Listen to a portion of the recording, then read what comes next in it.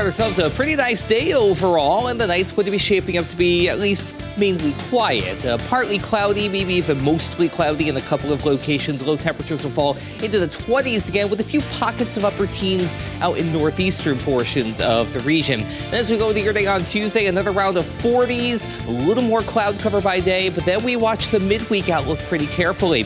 We'll talk about that and the rest of your 7-day forecast coming up, but until then, First at 4 starts right now.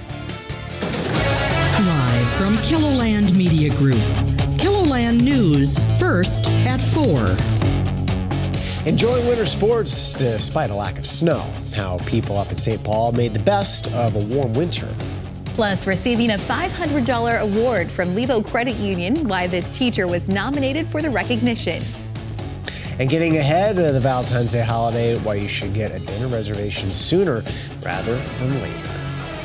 Good afternoon, and thanks for tuning in to First to 4. I'm Dan Santella. And I'm Bridget Bennett. Sioux Falls Regional Airport has released its total passenger numbers for 2023, and the numbers have come as a pleasant surprise to airport administrators. KELOLAND's Perry Groten has a preview of the story he's working on for 6. The numbers are in, and they're all pointing up. Last year, more than 1.3 million people flew in and out of the Sioux Falls Regional Airport, and that's a new record. Now, typically, the airport sees an annual increase of around 3%, but last year's jump represents a 9% increase. Coming up tonight on KELOLAND News, we're going to find out what's behind such a big increase in passengers and find out whether or not the airport thinks they can keep that number high for this year. Reporting from Sioux Falls, I'm Perry Groten, KELOLAND News. The Rapid City Regional Airport announced the addition of a new flight route for this summer. After partnering with Allegiant, Rapid City's airport will begin offering fares to Los Angeles, California, beginning early June. The route to LAX will be summer seasonal, and the flights are scheduled for Mondays and Fridays in June. Legislation ordering the State Department of Health to create and post a video and other materials on its website explaining South Dakota's abortion law has now cleared its first test. The video would be used in-house in hospitals and other healthcare facilities to help inform staff what South Dakota law allows and does not allow when it comes to abortion and the health of the mother. A number of right-to-life groups supported the bill. There was no opposition to the bill. The measure now goes to the full House for consideration. Drag shows once again took center stage in a legislative committee this morning. Lawmakers considered and passed HB 1178. This bill provides protections for South Dakota's public universities under the Board of Regents should they be sued over prohibiting an on-campus performance they deem, quote, obscene. If sued, the bill says the Attorney General will represent the regents, and the cost would be covered by the Extraordinary Litigation Fund. The South Dakota Student Federation opposed the bill, saying it specifically targets drag shows. The final official vacancy in the South Dakota legislature has been filled. Today, Governor Kristi Noem appointed Mike Walsh to represent District 35 in the South Dakota Senate, effective immediately. Walsh has years of experience in both law enforcement and the United States Marine Corps. He also is a small business owner. Pennington County is still down a legislator, as Senator Mike Diedrich is still on a leave of absence for medical reasons.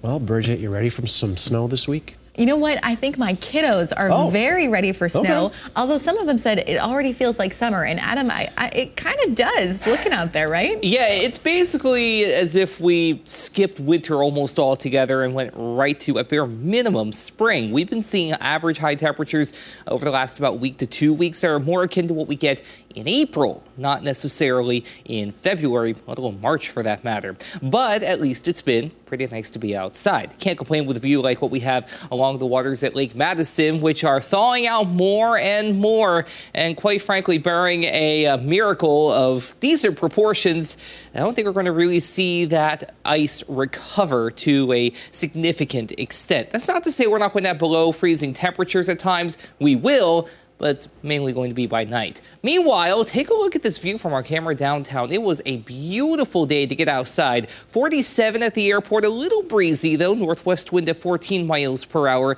but that wind is going to back off a little bit as we head later into the evening. 43 right now in Pierre, 47 also in Rapid City, 39 though, Spearfish and Buffalo, 38 toward Custer, 46 winter in Yankton, 49 in Spencer. With, again, not much of a breeze. It's there, for lack of better terms. East River at 10 to 15 miles per hour out of the north by northwest. West River, it's generally a light and variable breeze, and that's really how it's going to be for the rest of the evening, and that lighter breeze will migrate eastward overnight.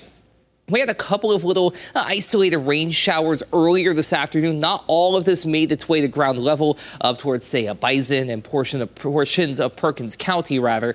But cloud cover has been building in more and more out to the west. That's also going to spill East River as we go into the night. Overnight low temperatures will fall mainly into the 20s. We may be able to cap that cool down a little bit early if we get more of that cloud cover to build in faster. Highs for your day tomorrow in the 40s to near 50. One more time for southeastern KELOLAND and to a lesser extent up to the northeast as well under that mix of sun and clouds.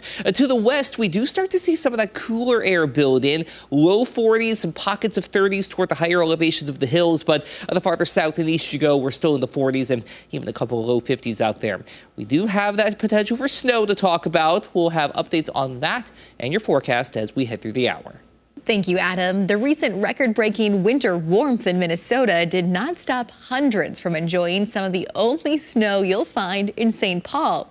Uba Ali with our CBS affiliate shows us how the Minnesota State Capitol went heavy metal today and how the next big winter event is dealing with our weird winter.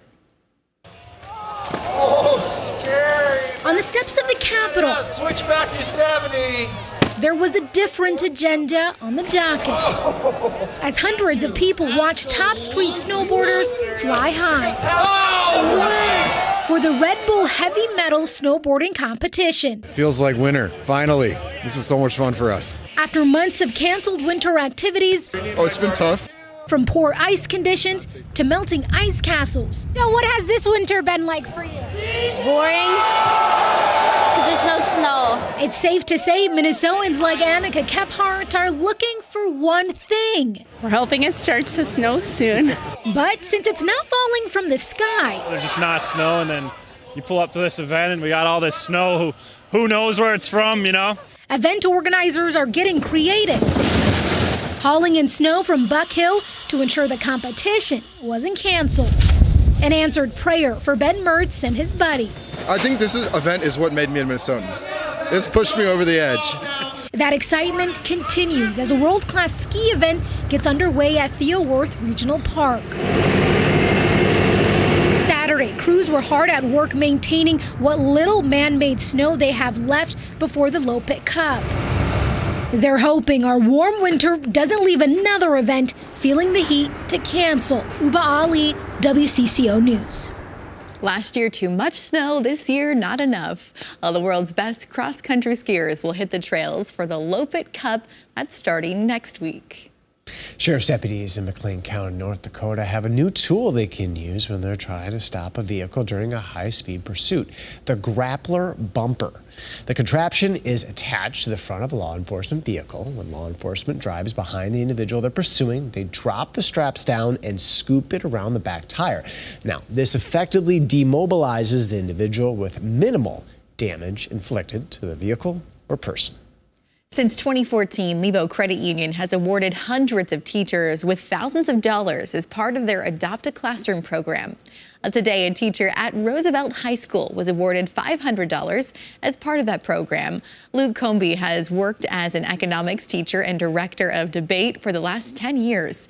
He says he was surprised to see he was nominated for the award.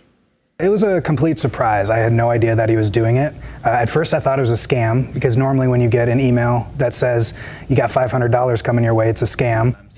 One of Comby's debate students nominated him. KELOLAND's Renee Ortiz will bring you the full story tonight at 10.